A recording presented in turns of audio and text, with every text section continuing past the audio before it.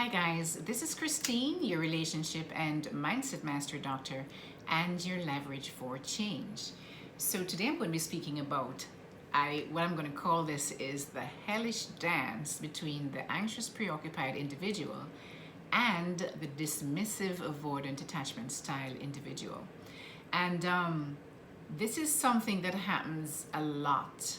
I know that most of you on this channel may have experienced this kind of hellish dance because if you're anxious, you're probably in relationship with somebody who's dismissive, and if you're dismissive, you're probably in relationship with someone who's anxious. And so I'm going to kind of go through why it is, and also why it is so difficult. It is so difficult to really extricate yourself from each other. Most of these relationships will go on and on and on and on for a long time until somebody says, I can't do this anymore, and just kind of just say, okay, that's it. But even then, sometimes they go back to each other. But so let me explain how this happens. So at first, I did a video, just a previous video that really spoke to how and why it is that these two attachment styles are so attracted to each other, right? It's because of they're trying to they're attracted to the qualities in the other partner that they do not have. So for example, the dismissive avoidant attachment style will be attracted to someone who's fun and outgoing and emotionally expressive and just love to hug and show all that kind of emotion and stuff like that when they meet, right? And the anxious preoccupied individual will be attracted to the seemingly mysterious quality of this individual because they are very secretive, which the anxious preoccupied mistakes as mystery, and just that's the attraction there. And also the fact that they seem to be so in control because they're usually very, when I say quiet, they're quiet, and they seem to have a lot of self-control. They don't shout and just get all emotional like the anxious preoccupied does. And so that is a quality that attracts the anxious preoccupied. Now, when these two individuals meet, they're attracted by the intensity, the emotional intensity that the other person creates in the relationship.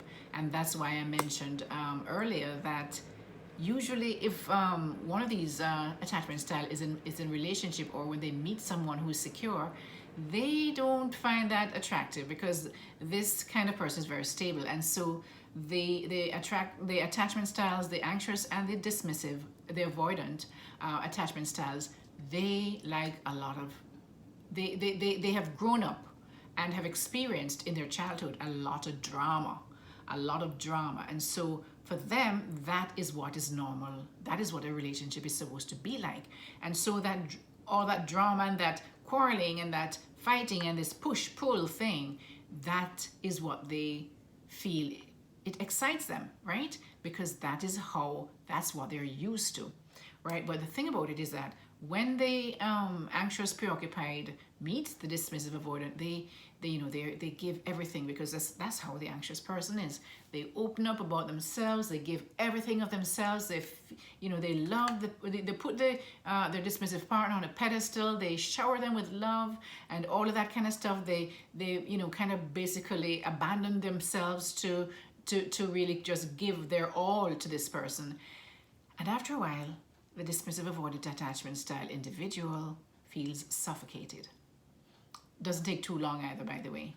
They begin to feel suffocated, right? And then they realize, oh my God, I can't take all of this emotional stuff and this intensity and this quarreling and this fighting and all of this complaining, because after a while the anxious preoccupied will start to complain about that this person is cold and distant and just unavailable and unresponsive and all that kind of stuff, right?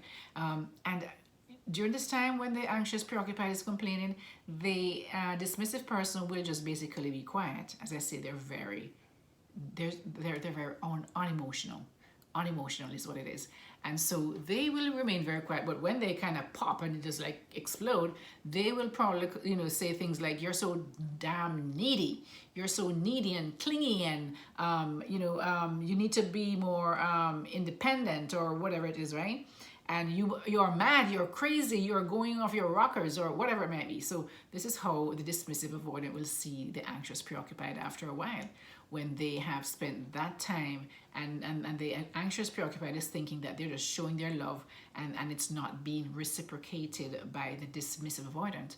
And so when this happens, the dismissive avoidant attachment style individual will distance themselves. They will either leave, or the anxious preoccupied will, after doing this for over and over again and not seeing any change, will probably say, I'm just going to leave. I can't take this anymore. I need someone who can give me what I need, whatever it might be. When they come to that realization, which a lot of times, guys, take a long time for the anxious preoccupied, because they just feel they always need to have someone, always have to have a relationship with someone, because otherwise they feel as if being alone has some kind of a negative connotation to just being alone.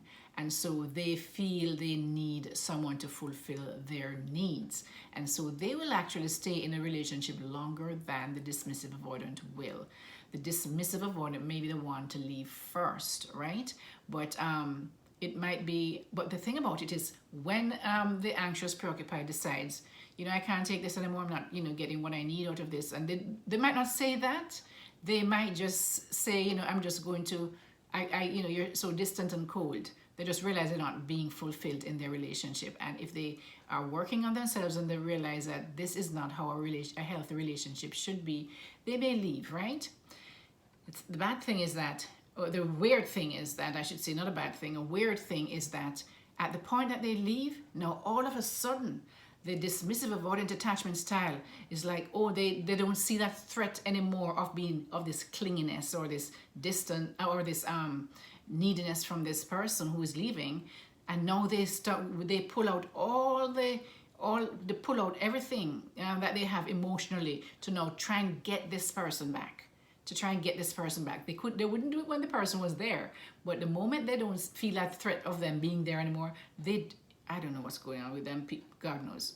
But anyway, they pull out all the punches, and they go out and go after this person with full, they'll do this and this will work, and they can do that for a while, right? And so the person might think, the anxious preoccupied will think, this person has changed. They love me so much. They've changed. They didn't want to lose me, blah, blah, blah, blah.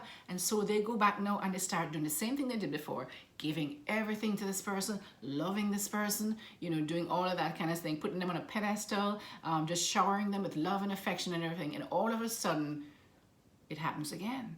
The dismissive avoidant can't take all of that, and they pull away. And so this can go on for years. There are people who are married who is living in this hell of a relationship, this push and pull, this on and off, this continuous cycle, negative and toxic cycle of a relationship. And they just stay in there because they understand what they're in, they know what they're in, they've become comfortable. Even though they hate it, they are used to it. If you understand what I'm saying, they're used to it, and they don't know anything different. So a lot of people, individuals, especially the anxious preoccupied, will stay in a toxic relationship like that for years before they decide, no, I gotta go, otherwise I'm gonna go crazy, right? And so this is when they will eventually leave and will now say, no, I can't go back, I can't deal with that. That is damaging me emotionally, mentally, and every other way. And so when they're finally to start to work on themselves and realizing what is going on, and they're able to extricate themselves from this toxic relationship.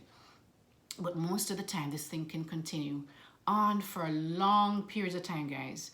And I want you to I'm doing this video so you can see the cycle that happens for people who may be in it and not realize what is happening, and don't realize that this is a toxic cycle that happens with these two different attachment styles that are usually so attracted to each other at the beginning, because they are looking for the qualities that they don't have outside of themselves, from someone else. That and so I always say, guys, whatever you need, you cannot go looking to other people to fulfill your needs that you want. You have to try and learn. You have to learn. And this is how, when you start to work on yourself, to fix yourself, to be in a place where you now feel fulfilled in yourself, without trying to go outside of yourself to look for things that you want to feel fulfilled. I hope that helps someone. If I help even one person with that, that would be good. So I hope I helped someone with that. And guys, please like, share, and subscribe to my channel. And also please check out my I have memberships for this channel. There is a button down there that says join. If you click on it, it will give you show you the 5 levels that I offer for my memberships on my channel. And also, guys, please like. Don't forget to like. And if that's the only thing that you do, just like it, because apparently it has something to do with promoting my videos. Some YouTube algorithm does that. And when you like, the more likes you have, it promotes your videos. So I'd appreciate it if you like my video. And until next time, guys, I'll see you. This is Christine, your relationship and mindset master doctor, and your leverage for change. Take care of yourself. Bye.